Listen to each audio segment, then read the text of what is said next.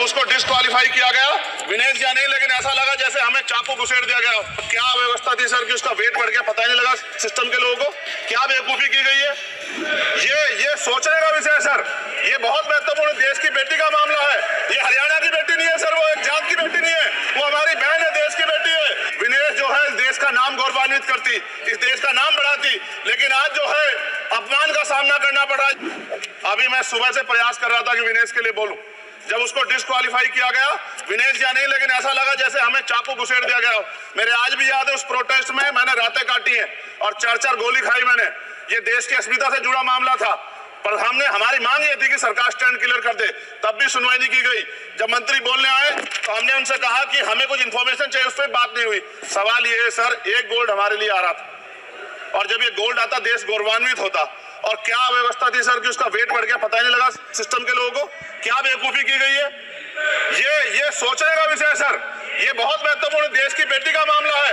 ये हरियाणा की बेटी नहीं है सर, वो एक जात की बेटी नहीं है, वो हमारी बहन है, देश की बेटी है। और आपने क्या किया हरियाणा के साथ, आपने हरियाणा का बजट कम किया, जबकि सबसे ज्यादा मेडल हरियाणा लेके आता है। ये गलत है सर, ये धोखा है।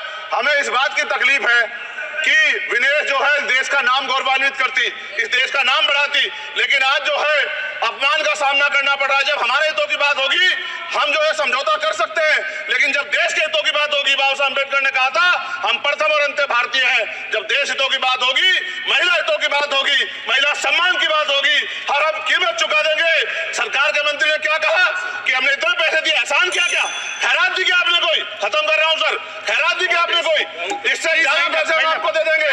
लेकिन आपको चाहिए था कि इस मामले को संभालते और देश का सम्मान बढ़ाते, आपने लापरवाही बरती, इसका खामियाजा हमें भुगतना पड़ा।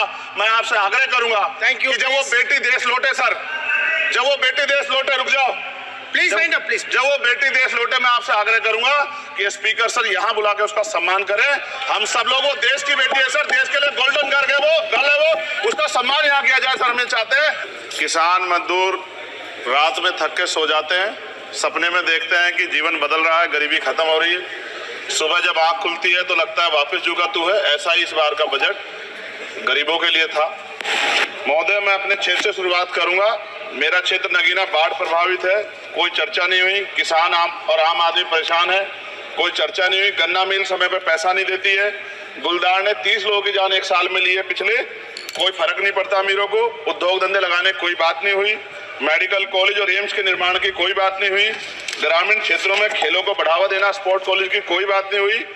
महोदय, देश में भूमि सुधार किया जाए, लाखों बीघा जमीन जो है भूमाफिया ने कब्जाई हुई है, भूमिहीन लोगों को भूमि दी जाए, बिजली के दाम में कटौती की जाए, गरीबों को कम दाम पे जो है बिजली उपलब्ध कराई जाए, ठेकेदारी प्रथा, संविदा, लेटर एंट्री खत्म की जाए, पक्की नौकरी दी जाए। निजीकरण की वजह से सरकारी नौकरियां लगभग खत्म हो गई हैं। मेरी मांग है, और मैंने निजी विधेयक भी पेश किया था, कि निजी क्षेत्रों में SC ST की OBC के लोगों को आरक्षण की व्यवस्था कराई जाए और पुरानी पेंशन बहाल की जाए। लोगों के पास एक तरफ सरकारी योजना चलाकर प्रधानमंत्री आवास योजना जो है उसके नाम पर मकान दिए जाने की बात होती है, वहीं दूसरी तरफ लखनऊ के अकबर नगर को तोड़ दिया जाता है। नवी मुंबई में के खार घर में Patil is not Shanmuga.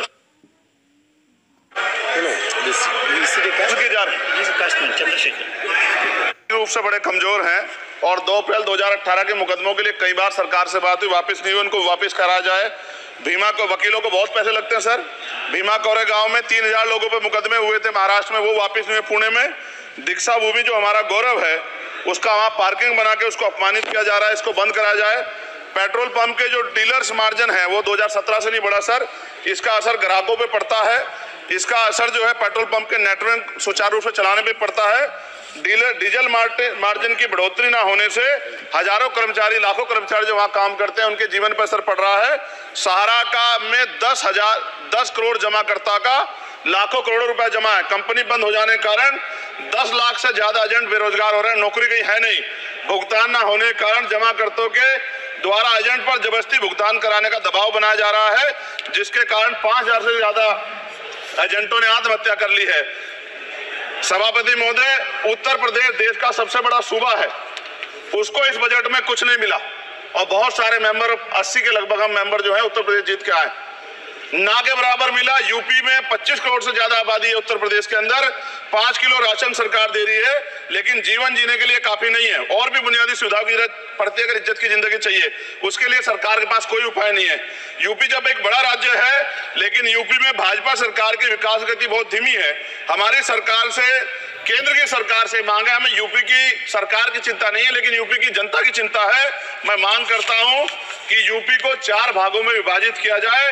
Doctor बाबा साहब अम्बेडकर ने कहा था 1995 में, उनकी बुक है थॉट्स ऑफ लिंग्विस्टिक स्टेट, किताब में कहा था राज्य जितना छोटा होगा, राज्य की प्रगति उतनी होगी, जनता को रोजगार मिलेगा और जनता का जीवन संपन्न होगा।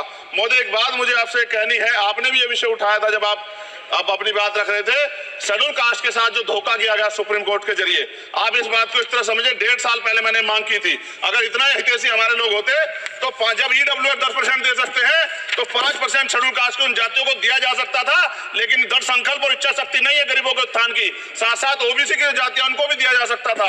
ये जो हमारे साथ खेल किया गया है, ये खेल जो है इसमें बहुत गुस्सा है, सरकार को संज्ञान लेना चाहिए और सत्ता और विपक्ष दोनों जो है अपना स्टैंड क्लियर कर दें, क्योंकि दलित समाज, आदिवासी समाज इसको देख रहा है, वो भूलेगा नहीं, जो उनके गले काटने का काम करेगा उनको भूलेगा नहीं। बहुत बहुत धन्यवाद, आपने बात रखने का मौका दिया। महिला विरोधी चुप रहे, थैंक यू कोई महिला विरोधी नहीं बोलेगा बीच में।